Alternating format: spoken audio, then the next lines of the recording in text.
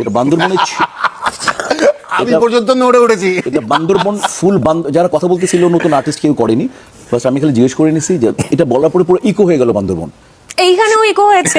শুয়ে বাচ্চা চুপ, 2 মিনিট 3 সব চুপ। দেন সালমান তালি দিল, উঠে আসলো, আমরা হাত মিলালাম। তারপর আমি বললাম যে এইটুক খুব ভালো করে। তারপর শুটিং প্যাক আপ চলে গেলাম। তো এই ছবিটা যখন ফুল শেষ হলো, তারপরে ওকে তখন আমি ক্যারেক্টারই জানতাম, কিন্তু ফিল্মের ফাইট আমার রপ্ত করি নাই। সালমানের সাথে আমার ফাইট আমি খুব, আর ও তো ক্যারেক্টার ছিল, ক্যারেক্টার জানতাম। ওকে আমি ঘুষা মেরেছিলাম, এইটাও তো ফাইট ছিল না, মানে শুধু ফাটিয়ে নিয়ে ওর এখানে এত বড় হয়ে গেছে। 2 দিন প্যাক আপ শুটিং, আসা ভালোবাসা, সালমানের মতো সুপারস্টার।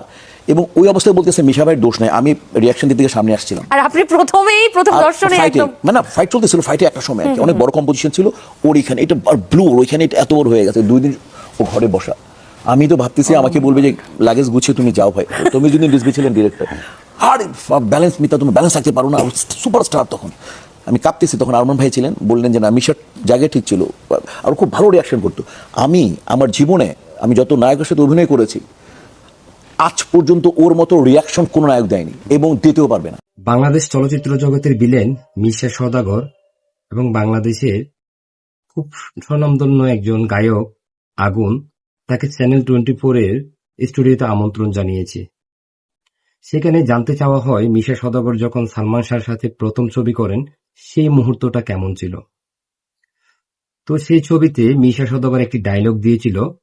সেই ডায়লগটি যখন স্টুডিওতে মিশা সওদাগর দেয়, তখন চ্যানেল 24 এর উপস্থাপিকা এবং পাশে থাকা শিল্পী আগুন দুজনই ভয় পেয়ে যায়।